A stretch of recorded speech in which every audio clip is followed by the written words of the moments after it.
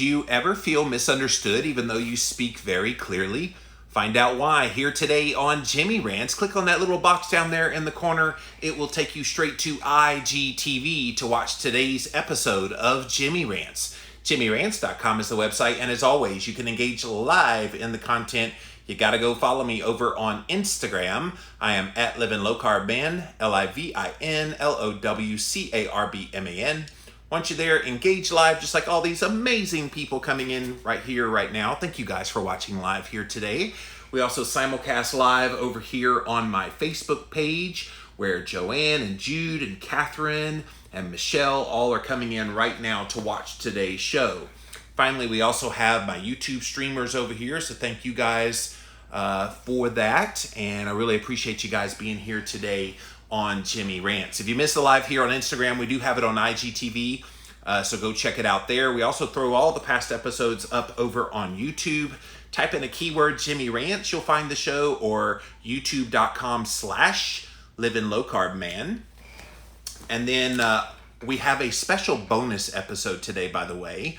On Wednesdays on my podcast called the Livin' La Vida Low Carb Show, I am now recording a video straight here from Jimmy Rant Studio, and we post that video, which is the podcast that I air on Wednesdays on LLVLC, and so that is available today. Go check it out. Had this really beautiful conversation with a lady named Shelby, and Shelby kind of got into a bit of the history about how we got into making fun of fat people and how it started as a racial thing. Really an incredible interview, went in all kinds of directions. So go check that out now over on the YouTube channel while you're there.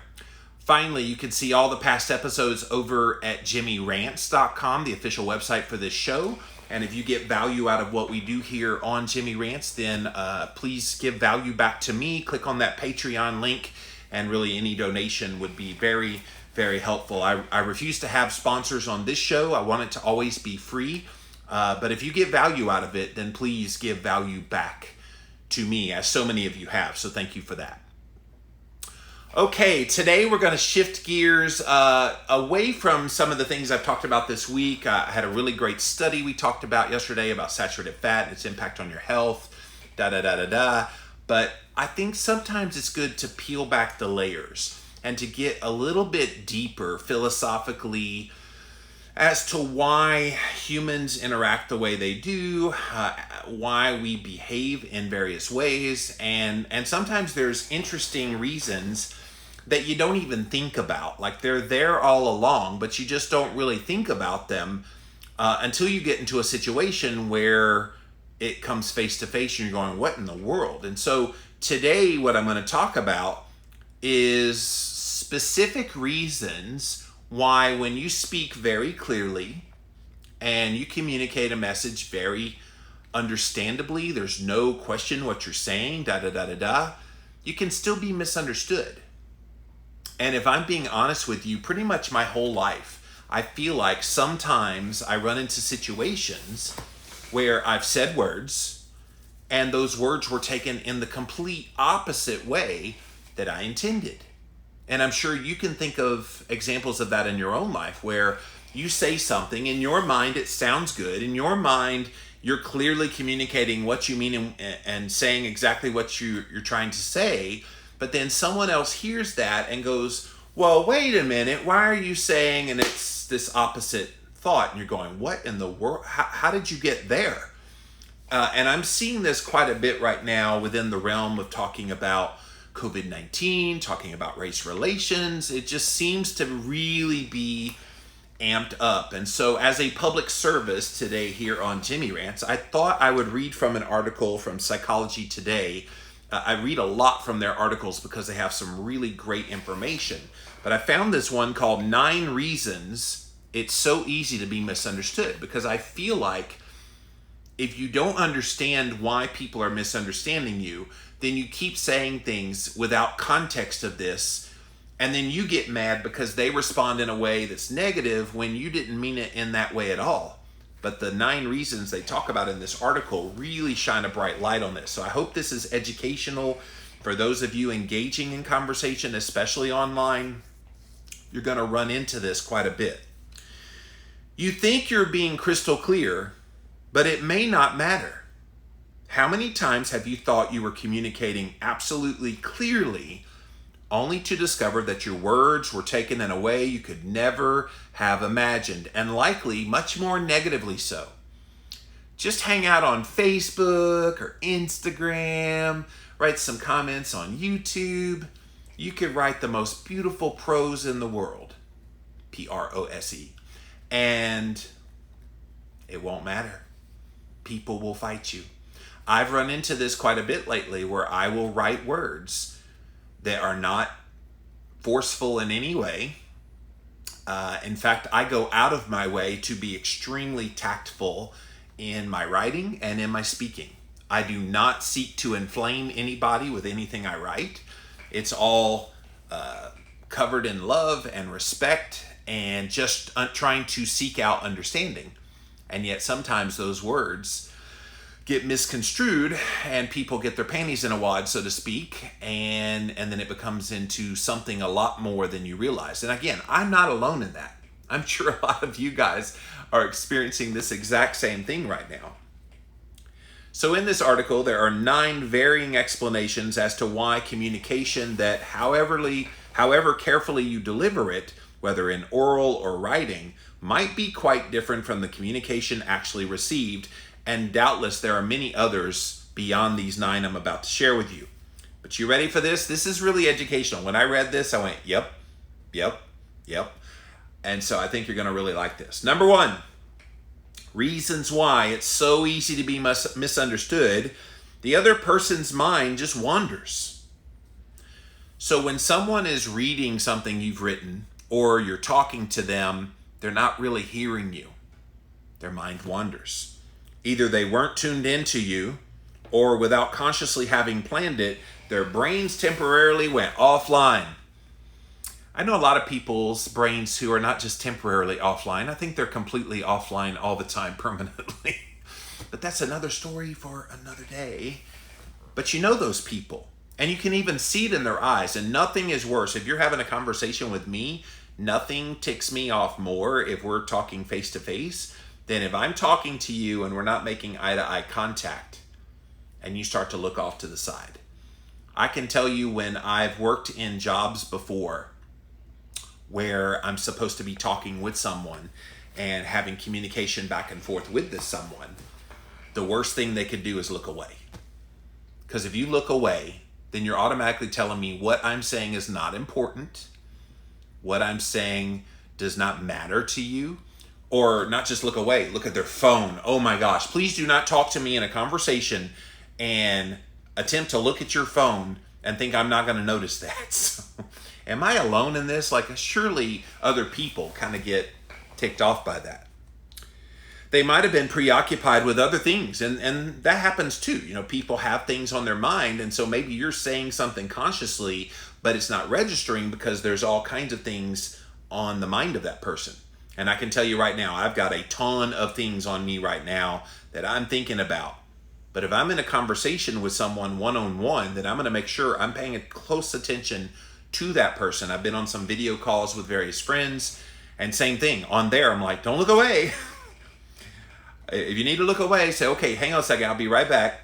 But don't act like you look away and I'm not noticing that.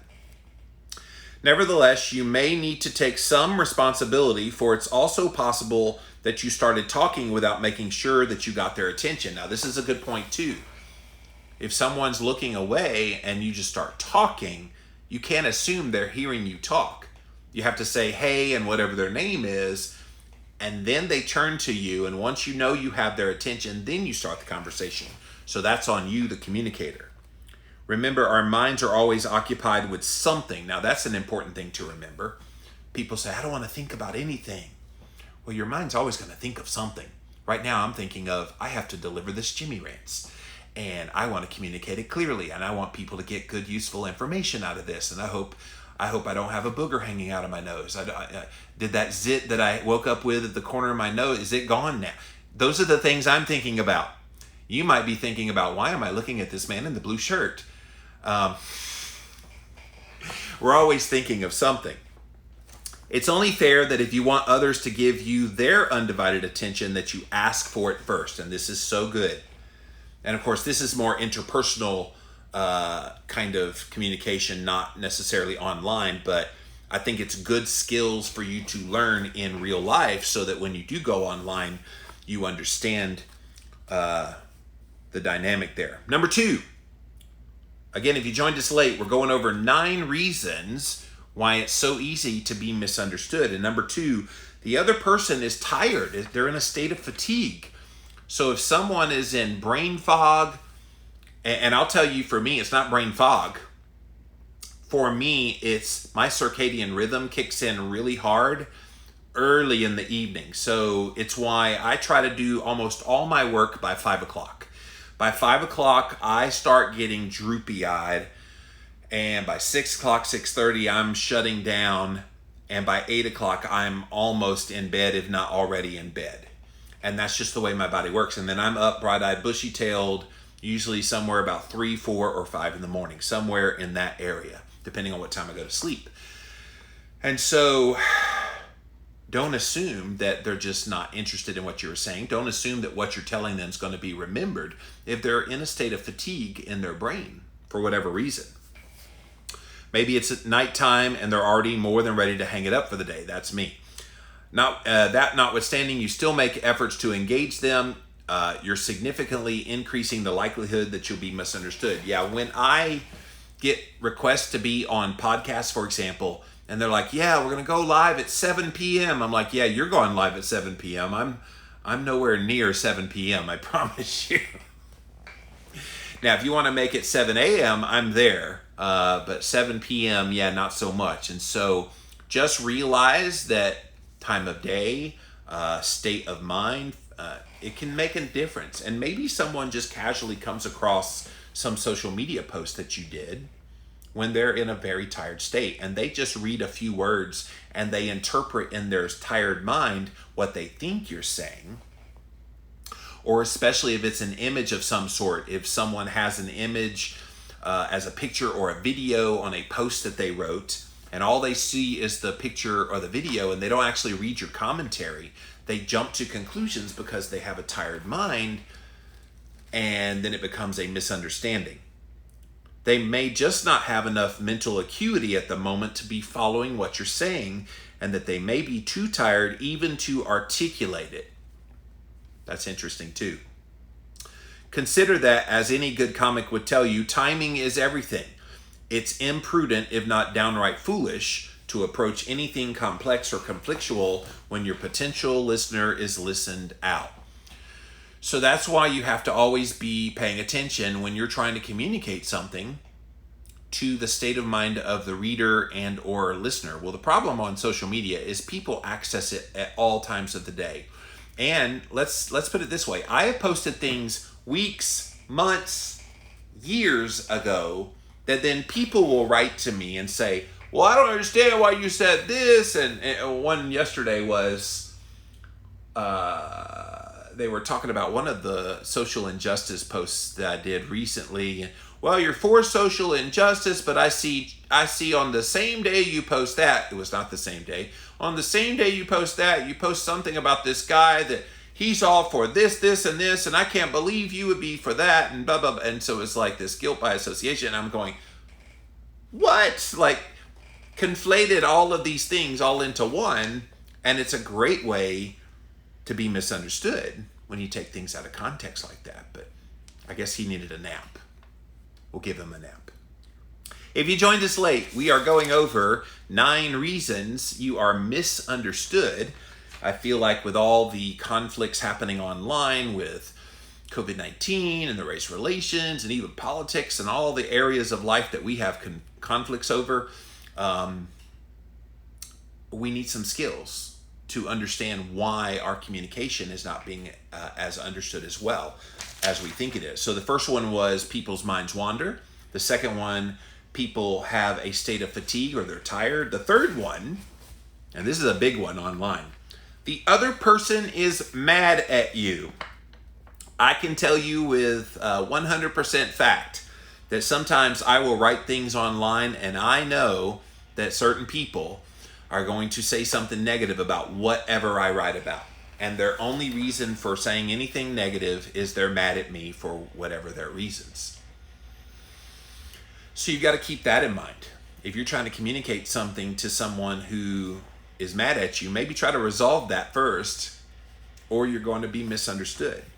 Keep in mind that if the other individual is emotionally upset with you, whatever you say or write to them is likely to be taken unfavorably. And it's just a reality of life. We all have these interpersonal relationships. I can think of very specific people in my life right now that there is literally nothing I could say that it would not be opposed by them.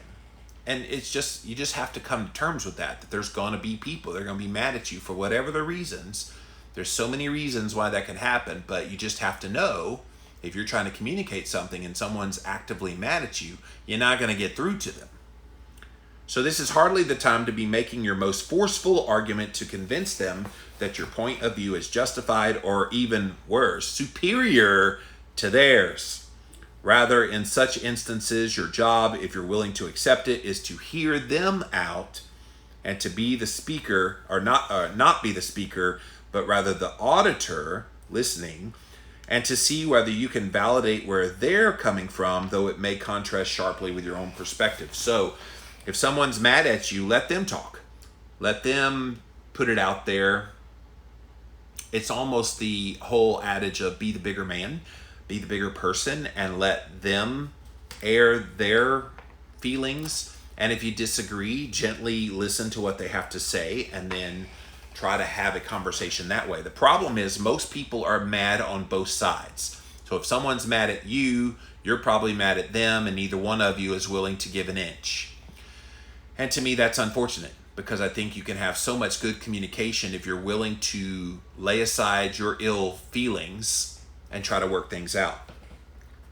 If you want to recognize the legitimacy of your position, you'll probably first need to summon up the patience, understanding, and compassion to listen sympathetically to theirs. In general, only by doing so they might be willing to listen to you without projecting onto your words a negative, distorted meaning born of their already being angry and irritated with you. So it's something that I've tried to do online, that I realize there are people who hate Jimmy more, and it is what it is. I mean, I can't help it that if you don't like me for whatever the reasons, maybe I talk too Southern, maybe I look too fat, whatever your reasons for not liking me and being mad at me, it is what it is. I got one guy on Facebook, I'll post on a Facebook page, literally every single thing I post, doesn't matter what I put, he comes on with a negative personal attack against me. It is what it is. I don't know what his beef is with me, but I can't concern myself. But I always engage him in a kind, gentle way. And, you try to understand people and see where they're coming from. And if you're trying to communicate a message and people lash back, the gut inclination is to lash back at them. And I'm saying, okay, if they're mad at you, maybe try to engage kindly, softly, empathetically, what were the words? Patiently, understandingly, and compassionately, and then listen sympathetically to what their concerns are. And that's how you can resolve some of this conflict, so that then when you communicate something the next time, there may be more receptive to it. Number 4, the other person is negatively sensitized to you. This is a big one online as well. Your relationship may have deteriorated to the point that almost anything that comes out of your mouth will be received in a negative light. We all have people like that. We all have people in our lives that you could say the sky is blue. No, it's green. Grass is green. No, it's yellow. And they're just going to take a contrarian view because they only see you in a negative light. And we see this in the political realm. I mean, think about some of the most famous politicians out there right now.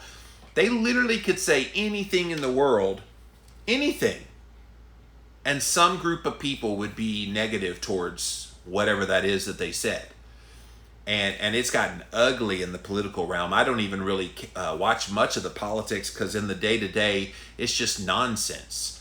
It's like, he said this. No, it's this, the exact opposite. And it's like, okay, does he not ever have any kind of positive thing that you want to say? No, he does not. Because he's seen in a negatively sensitized way. And we see it all across the board. It's sad. Whatever you say is likely to be interpreted unfavorably. In a distressed marriage, your partner now afflicted with a strong bias against you, and so no longer willing to give you any benefit of the doubt, is likely to perceive your explicit or implied meaning as something opposite to your possible benign meaning or even reconciliatory intentions. And this is a funny part of human interaction. People read into words what they want to read into. Like, words are just words. They're on the paper. How you interpret those words can vary based on your view of that person writing those words. So if you already have a sensitized view that's a negative one towards someone, and they write something that then has words, but then you hear it in a snarky voice, those words are going to be taken far differently than perhaps that same amount of words coming at it from a very soft, gentle, compassionate place. And I think that's where we get into trouble. People write me all the time, I can't believe you said da da da da da. And I'm like, how are you hearing that? And then they'll write back, oh, you're saying this. I'm like, oh my God, no. No. What I'm saying is this and this and this. And they're like, well, I didn't read it that way. Oh, I can't help how you read it, but how I wrote it. This is why sometimes communication can be a little bit misconstrued, because people will read one set of words and assume you mean something that they have in their worldview when you didn't have that even in your mind whatsoever. This is why we have conflicts on social media, because people want to interpret words in the way they want them interpreted, and you already have a negative view of someone, you're going to interpret it in the worst possible way. If you're serious about quelling the hostility that's overtaken your relationship, here's one of the best things you can do. As non-defensively as possible, clarify what you meant to say, even as you empathetically identify with the reality of what this person has said, what they thought you said. Sharing that you appreciate how, given all your disagreements and misunderstandings that might have led to this stalemate, they might not be able to help adversely misunderstanding you. So I think when someone misunderstands you, you don't jump back and double down because they already have this negative view. That will do no good. The best thing you can do is return with a kind word and seek to understand why they believed what they believed, and then gently say, well, I can understand how you got to that point believing this about what I wrote, but here is what the intention of my words. I wrote something yesterday and somebody just flat out said, I don't care what the intent of your words were. I heard this, and so it was this. And I'm going, okay, my intent of my words matter, because words mean things. And when you say things, especially online, and someone reads them in a far different way than you intended, you can't do anything about that other than explain what your position is even clearer. Which is why I say, before you write anything online, just be careful of how it could be misconstrued. Now, you're never going to completely eliminate that, especially here on Facebook. It's gotten so nasty. It's starting to get this way on Instagram. But you've got all these people that are reading things through their own prism and their own thinking about what they believe they are. And if they already have a propensity for the person that wrote those words to not like that person, then it just drives it even more. And this is a problem when you're trying to communicate online and people are misunderstanding what you're saying. And then you can sit there and try to explain what you meant, but then the piling on starts to happen. This is the bad part of online. Once you write something and then one person shares their misconstrued interpretation of what you said, then it cascades into all these people listening to the interpretation of what you said rather than what you said, and it just gets ugly really fast. And quite frankly, I'm disinterested in that kind of tit for tat. I mean, if you feel like you have to engage in that, you're not my people. I think people in general need to be a lot more kind and gentle. Benefit of the doubt needs to be implored. I think we could get along a whole lot better if we don't jump to the conclusion that everybody is our enemy that disagrees with us. Number 5, you're reminding the other person of something from their past. Ooh. So this is another thing, that when you write something and it triggers some memory from someone else of a similar experience, oh my gosh, you might as well turn off everything in their brain, because all they're going to go to in their head is that thing that they are being reminded of. This particular reason for another's mistaking your meaning is far more common than you even realize. Psychologically, though, it makes perfect sense. One tip-off of such a mistaken identity is when, in anger, your partner says, "You're just like my mother or father." So assuming that you have substantial unresolved issues with either of your mother or father, and in the moment something about your behavior reminded them of that person, you can be almost sure that whatever you said revived feelings from this parental acrimony. So that's a real life example, but even online, you can hear people say things, and it might conjure up something in your own personal life. It might conjure up something of an action of someone else online. We just need to be mindful that people are going to be reminded of other things that have happened to them. And especially if it's a similar situation. Well, this happened with this person, so therefore you're doing the same thing. It's going to happen to me. And it's real for a lot of people. Even beyond this, there's always the possibility, and it might only be some coincidental physical similarity, that another person misunderstood you because you unwittingly brought up something negative for them, the dynamics of which you couldn't possibly appreciate. It doesn't take much, guys. Relatability, especially online, is what people are looking for. And so if you find relatability in someone or something, and then they start to do something that reminds you of that thing they're relating to, and then they have a negative memory of that thing you're relating to, why would you not think they wouldn't bring that negative memory to what you're communicating now? And that's what makes it so hard online when people randomly get upset. Now, the funniest one is hashtag unfollowing. This is very insensitive. And you're going, what? Like, I don't understand. And so usually what I'll do is pop on there, well, thank you for expressing your concern. Can you explain to me what you thought about what I said was insensitive? I definitely did not have any intention in that way. Can you explain further? Sometimes they'll write back and you can engage, but most of the time, honestly, they're just gone. And it's unfortunate that that's kind of the public discourse of the day when it comes to social media. Whenever you feel seriously misconstrued, it's wise to gingerly say something like, "What did you hear me say? I'm really puzzled by your reaction. Could I have reminded you of someone else or something else that had happened in your life?" And I think if you do it in that way and you ask those honest questions, that anybody observing that interaction with this person is going to say, hey, you sought to seek out why they felt that way. And most people will understand that.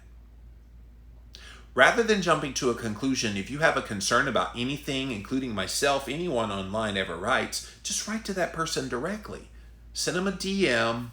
If you know their email, write them an email. Just say, hey, the other day you said this, this, and this on Jimmy Rants. I didn't like that. And here's why. And then that gives that person an opportunity to then write back and say, oh, wow, I could see how you see it that way. But no, that's not how I saw it at all. I'm in it, And when you have these communications, you take away that strife, you take away the, you're a bad person, no, you're a bad person, and it just never leads to anything. That's when you can have good human interaction. We're not meant to be in conflict. Like, think about all the unnecessary stress people have just because they stay in constant conflict over stupid stuff, over misunderstandings. It happens so often, you guys. Number 6, the other person is strong-willed and rigid. You know any people like that in your life? Has stringent, intransigent opinions, or isn't able to take in any viewpoint other than their own. We call these people narcissists. And if you run into a narcissist online, there's really no sense in trying to engage a narcissist, because that person has no inkling in their mind to ever be wrong. That person never wants to engage you. They just want you to hear what they have to say. And if you don't bow to their every whim of what they have to say, then they just don't even give you any credence. So we have to be aware of these strong-willed, narcissist type of people. Unquestionably, whatever you might say to someone this uncompromising will pass through a filter protectively held in place and rendering impossible their ability to accurately, objectively, and sympathetically comprehend what you're saying. So if you're someone online and you run into someone who writes this very strong opinion, and then you are polite back to them and you give them information that kind of clarifies your position, and they come back doubled down with how wrong you are and how horrible a human being you are, you have to know you're dealing with a narcissist. And you have to know that they are unreasonable, and there's just no engaging those people. You let them spread their hate and their ugliness, and you stay kind through it all. And don't engage them. It's not worth your time. Mental energy, don't waste your time. Their archly defensive or mentally blinded stance inevitably leads them to twist things around so they remain safe and secure within their own exceedingly narrow comfort zone. So I've seen this happen where people will engage someone like this and they will offer up facts. They'll present like a study, or they'll present like some kind of a link to somewhere that disproves what they're saying. And then they'll say, well, that's one study that's cherry picked, and so you can't really prove that as proof. And so it will always be a rationalization that their position is the right one, even in the face of obvious evidence being presented to counter it. So this is hard. Like if you communicate, you're going to run into these kinds of people. And trust me, I've been at this over 15 years. I have seen those people all the time. And the funny part about those people is they're strong for a period of time, and then they go away and you never see them again. So they usually fizzle out because they realize nobody's agreeing with them. Screw this, I'm going to get off of blah, blah, blah. It is what it is. If this is the case, you need to either be painstakingly careful in how you approach them, or, if it's a viable option, not approach them about topics to which they've already shown extreme reactivity. The problem is, in 2020, everything you talk about is being responded to with extreme reactivity. So, if you haven't noticed, don't mention anything about coronavirus or social injustice or politics. Not a good idea in 2020, because you will get jumped on by a lot of people just like this. Number 7. The other person might be less educated or sophisticated than you are. What assumptions might you be making about the depth or breadth of another's knowledge? Now, I'll tell you, as someone who communicates for a living, both here on Jimmy Rants on a daily basis, but also on my podcast and in writing on social media posts and in writing in books, I take great pride in trying to communicate very, very clearly. And I don't assume anything. When I'm interviewing somebody, you guys, and you might have noticed this in my style, when I have someone on my podcast, or even just yesterday, I recorded an episode of my Thursday podcast called Real Talk. And Dr. Will Cole, my co-host, said a name. He said Dr. Amen. And he just kept going as if people in the audience would know who Dr. Amen was. And so I interjected. So for those of you that don't know, Dr. Amen, that's Dr. Daniel Amen. And so that I'm just trained. I've done this for so long that I don't assume people know anything. I always try to overemphasize things so that people that don't know get caught up. Now, sometimes I get criticized for that. Well, you don't have to keep saying that BHB stands for beta hydroxybutyrate. I'm like, you want to bet? You know how many people come into the fray all the time that don't know what BHB means? I remember on one of the low-carb cruises, there was one of the speakers said something about keto. And so I was out in the hallway, and this person comes running out to me, and they're like, Jimmy, what's a keto? And I went, oh my God, like I thought you came on the low-carb cruise.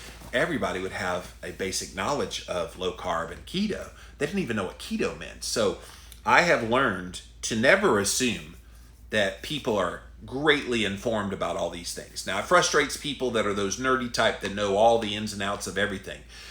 But for the newbies who are trying to learn the jargon and learn everything about this, explaining and even over-explaining is so, so, so critical. And I know it gets laborious if you hear someone trying to interpret it all the time, but there's a reason for that, because you got new people. And for me, it's a lot better for me to communicate it very clearly, to put it out there in very simple language so that everybody understands, rather than assuming that that they have the education, they have the sophistication to know what I'm talking about. Especially when I'm interviewing somebody that does like the alphabet soup. Oh yeah, we're going to run the CBC to get the WBC. No, hang on.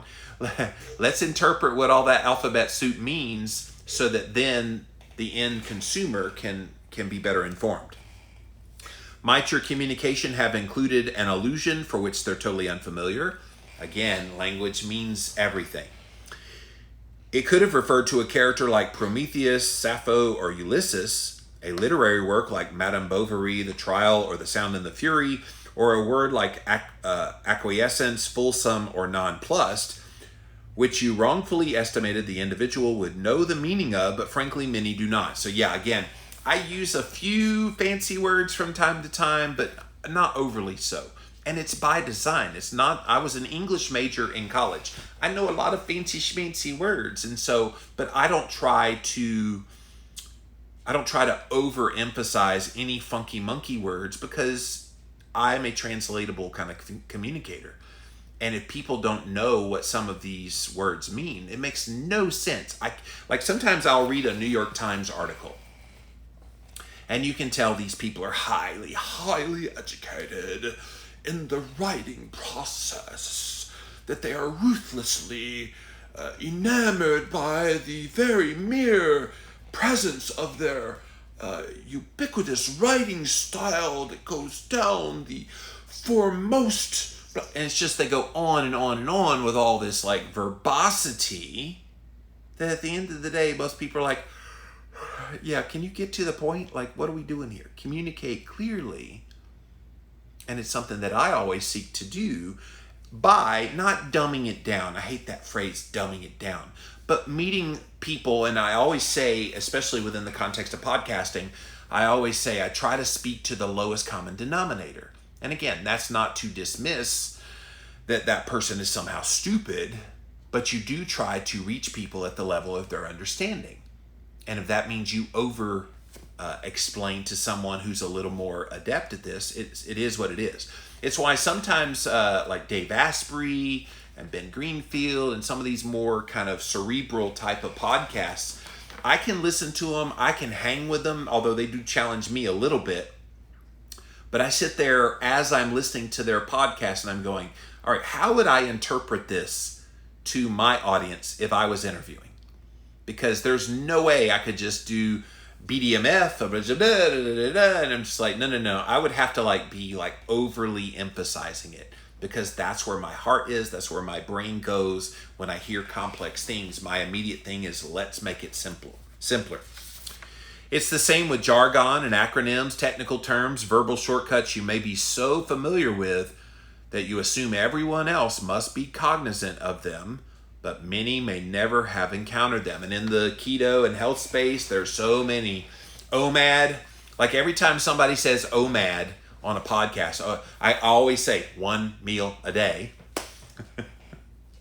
Or, there's just so many of them that it just gets laborious, that if you don't spell it all out, you know who's the worst at it is the practitioners. These people that are doctors or that are in research, they're just so used to using the shortcut jargon that when they get on a podcast and they start talking about things, they always forget, I take for granted that everybody knows this, but not everybody does know this. Number 8, we got one more after this one. The other person may have quite different associations with the words you're using. This is a big one, guys. When you're trying to communicate and you use a word that you think is being interpreted in one way, and then someone else sees that exact same word and goes, wait, what? It happens. What certain words connote to you may be dramatically different from what they connote to the person you're speaking to, particularly those who do not speak English as their first language. I get a lot of emails from people. All right, you said this, and I'm trying hard to understand what you mean by this. And so sometimes rephrasing it or saying another phrase or group of words to help interpret what I said. Oh, that's what you meant. They were trying to like use some kind of a Google Translate to see what the word meant in their language, and it just wasn't communicating. But in a variety of situations, you could be misunderstood because the meaning you ascribe to a word or its nuance just isn't what's getting transmitted. For example, complimenting the innocence or spontaneity of someone's behavior, you might employ the word childlike, but someone else may refer and regard this term as synonymous with the much less flattering childish and take strong offense. Oh my gosh, I can't tell you how many times I have said words, and there was one yesterday in a post that I did that somebody just took such great offense to. I'm trying to remember the context of it, but it was the one where I was talking about some of the race stuff, and there was a young man that attacked this Macy's employee, and I said something about, the current environment has really motivated some to take action, I'm trying to remember I can't remember the exact word, but whatever the word was, they were like, oh my gosh, I can't believe you would say that they were whatever the word was. And I'm going, wait a minute. Like, all I meant was influenced by, encouraged by, emboldened, I believe was the word that I used. And they're like, emboldened, you mean that you're trying to point fingers at... I'm like, no, that's not what I mean at all. And yet it was interpreted in that way because that was the association with that word that they had. Whereas emboldened in my head was they felt empowered. They felt like they were given permission. That's what I meant by that. So you can get very much misinterpreted by people misinterpreting your words. The last one, number 9. The other person may not have correctly understood a word or phrase you used because of your pronunciation, accent, or inflection, which may have led them to mostly negative misinterpret your meaning.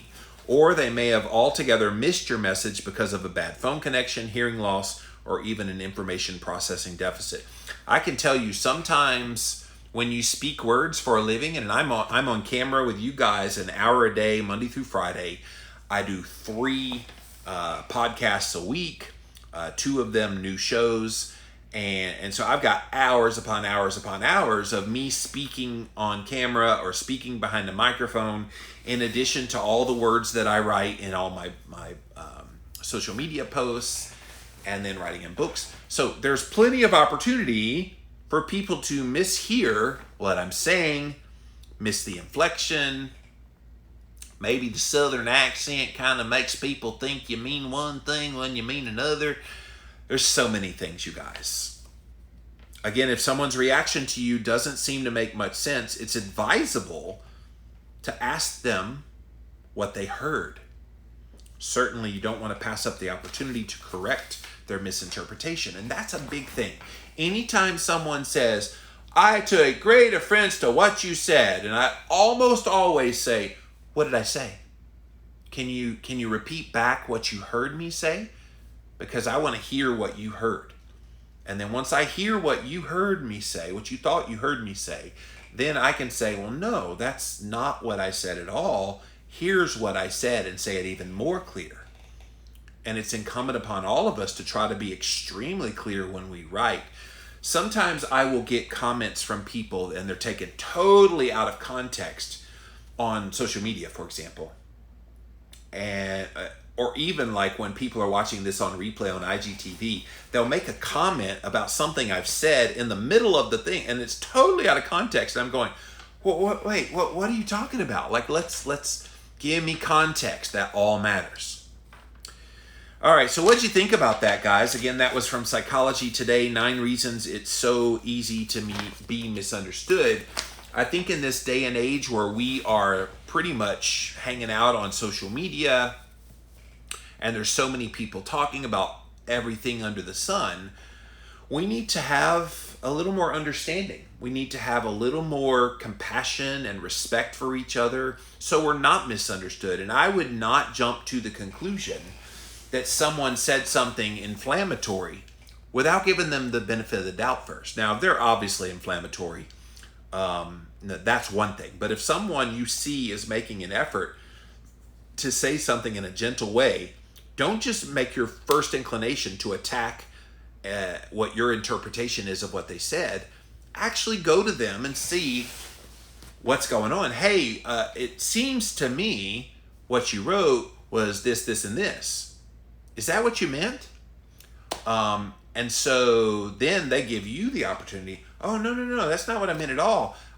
I can see how you would read it that way, but here's what I said, this, this, and this. Then you have this nice kind of coming together, and maybe what you do, rather than having a criticism put out there publicly, maybe what you do is you let that person go back and change their words on a social media post, for example, that makes it even clearer. I've done that many times. And I'll tell you, my style of writing is when I write a social media post, I write it in raw form. Then I go back and reread it and make adjustments. Reread it, make adjustments. Reread it, make adjustments. This is how I write books, guys. I refine. Then, once I get to the very end where I think it's absolutely perfect, polished, right number of characters for Instagram, guess what I do? That's right, I reread it one more time, slowly. And so when I post something, when I post it and it goes up there, it is absolutely immaculate. It's what I meant to say. I can't control interpretation of what I said, but the words themselves are very well vetted out, and they say what I mean. I never hurriedly put up a post because that's when you set yourself up for trouble, where people might misinterpret what you say, or you misspell a word, or autocorrect gets you. Trust me. I've had autocorrect get me on some things, and I'm like, oh, that's not what I meant at all, but it's going to come across bad if I don't fix that. So it's why I'm a bit anal retentive about making sure the words are what I meant.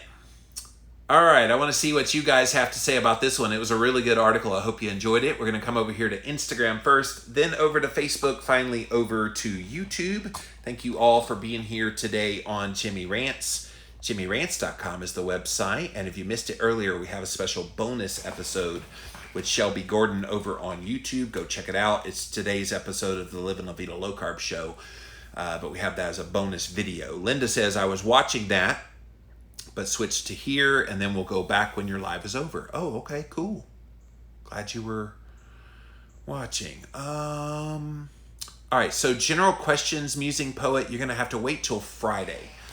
I don't do general questions when I'm doing specific topics during the week, but Friday, that's a perfect Ask Me Anything question for Friday. Please come back on Friday, and I'd be happy to address it.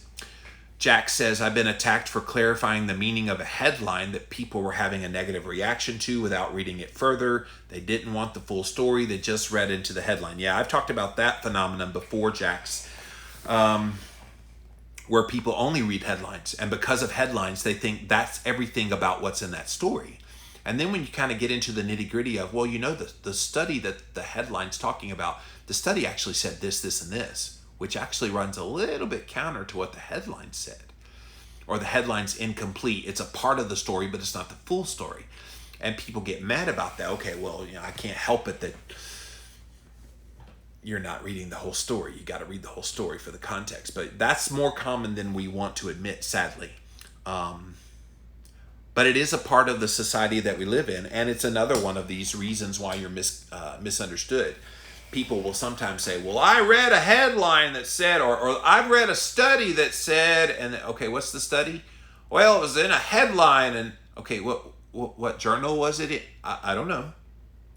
Okay. Well, we can't really have a nice communication if you can't help me understand how you came to this conclusion. So thank you, Instagram. Let me pop over here to my Facebook page. What's up, guys? See what you guys have to say about this one.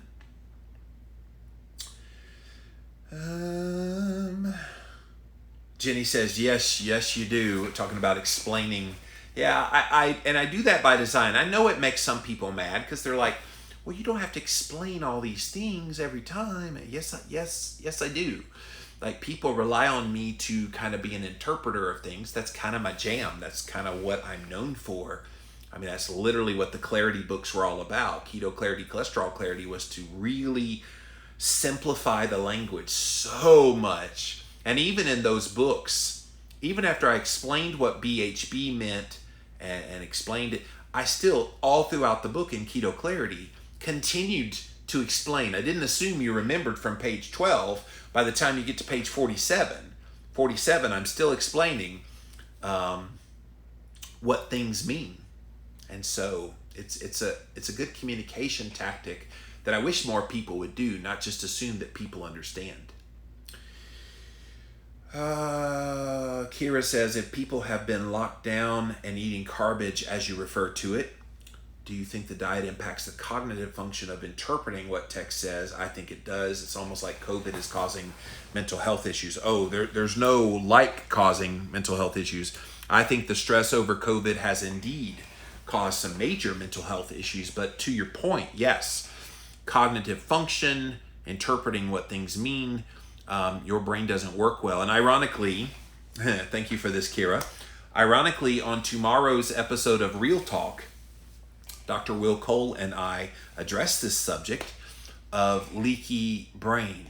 So everybody's heard of leaky gut, and so leaky gut then can lead to leaky brain, and there's various health things that happen to your brain, depression, anxiety, and all these things that a lot of people are dealing with. And it's because of this leaky brain issue. So we're going to talk about that at great length tomorrow on Real Talk. So llvlc.com Thursday. Don't miss that. And I'm going to break some news here because it's not been shared anywhere else. You ready? Tomorrow is Dr. Will Cole's last day on Real Talk. You notice I'm letting that sink in a little bit. It's kind of a joke because he's taking a bit of a leave of absence. He's had so much request for his online services that he needed to make more room available in his schedule to kind of get these new patients brought in. So he's going to be gone about 8 to 12 weeks. So I'm going to have some guest co-hosts on that show. But just thought I'd break that while I'm here. But yeah, go listen to tomorrow's show. It's Will's last show before his break. And we talk specifically about that. So thank you for that, Kira. And thank you, Facebook. All right, let's pop over here to my YouTube channel. I saw a bunch of comments coming in over here. Whoa.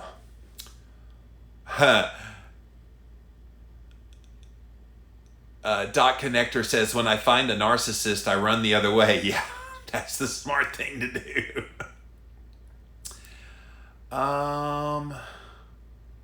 Edith says, I forgot, have you ever debated Vegan Gains? I don't know who Vegan Gains is. I think he's pretty obstinate in his views. You could take him down in about 3 seconds. I'm from a family of narcissists and bipolar. Proof will always knock them out cold. Yeah, I haven't had Vegan Gains. I've had the 30 bananas a day guy, Harley Johnstone, on. He was just obnoxious more than anything. Dot Connector, people are so brainwashed, indoctrinated, and lack the intelligence to comprehend most subjects. That's probably true. Edith says, I vowed I'd stop running and let the life cycle take care of the narcissists and their pet flying monkeys. YouTube is on fire today with the comments. They can run, but they cannot hide forever. No, they can't. Blame Generation X and its predecessors for worshiping pop culture. We need to fight this garbage and bury it. We follow the loudest announcers too readily. And Edith and Dot Connector are having a nice little conversation back and forth, it sounds like. So, yes. Dot Connector said, interesting article. Awesome. Edith says, context, what? You're asking people to actually listen and contemplate and define messages? How dreadful. Me being sarcastic. Best comments of the day from YouTube. Thank you for that, you guys. All right, let's pop back over here to my Instagram. Jack says, I often need to do even further research than even the article behind the headline. Yeah. When you're reading a headline that gets your attention, that's its job, it's to get your attention. Then you click through and you read the story. Sometimes the story doesn't always give you the whole story. So then you go look up the research paper, and then within the research paper, you look up the affiliations of the researchers. You look at who paid for the funding. Yeah, there's so many things. And yet people see some headline and they just believe that. And I've talked about that on previous Jimmy Rants, how we think that when we hear something new that we vet it out and then we come to whether we believe it or not. No. Psychologists have found that when we read something, even just a headline, your first inclination is to believe. You just believe it, carte blanche. No evidence whatsoever. You just read and believe. This is why we have people that believe things that are irrational, because they hear them and they just automatically believe them and they don't actually vet them out. Temple says she can't wait to listen to the bonus episode. Well, yes, please do. It was really fascinating. She's a neat lady, Shelby. All right, guys, so that's the deal here. There are a lot of reasons why you could be speaking so clearly. You could make your message so understandable. You could be using the best facts. You could be using all this great communication skills. And these 9 reasons we went over here today will make you completely misunderstood. And it's not always your fault. Sometimes, as we talked about in the article, sometimes it is your fault. And sometimes you can do things to help.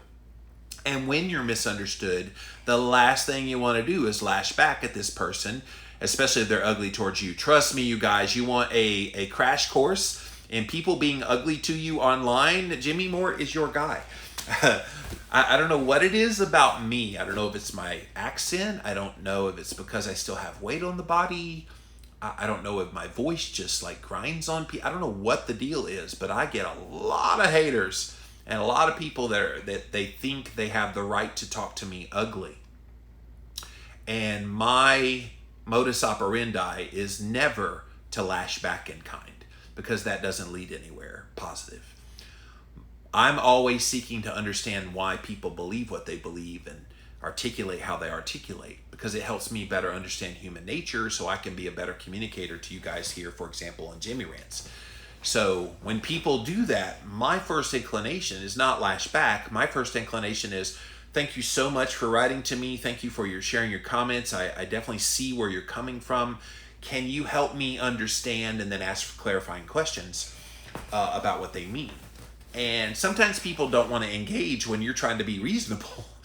Wait, I've got this negative image in my head. You're unreasonable. You're a narcissist. You're this, you're that.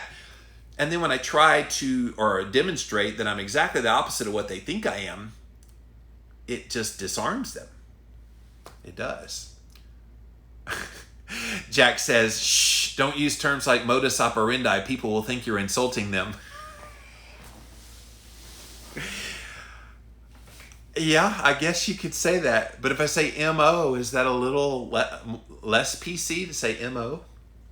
It may be the name Rants that makes them take it as permission. Yeah, it's funny you say that, Jenny. I had a friend of mine write me the other day, and they's like, wow, you're so negative on your Jimmy Rants. I'm like, oh, really? Like, most of my Jimmy Rants fans love it. I'm passionate, but I wouldn't say I'm negative. Well, I just don't like the word rants. I'm like, well, have you actually watched the show? Because if you watch the show, rants is just a name. I'm not actually like ranting and raving and foaming at the mouth. It's just a name. It's a fun name, Jimmy Rants. It makes a cool little logo. But they took offense to that. And they even didn't like the logo because I was screaming.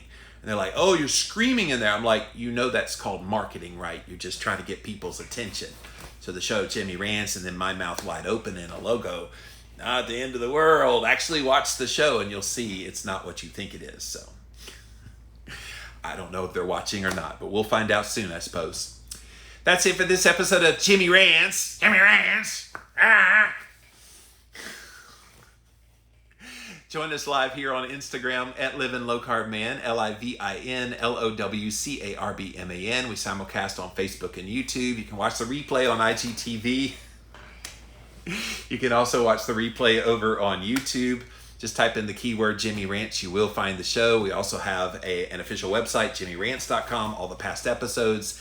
And if you want to support what I'm doing here on Jimmy Rants, click on that Patreon page, and any amount will help us stay on the air.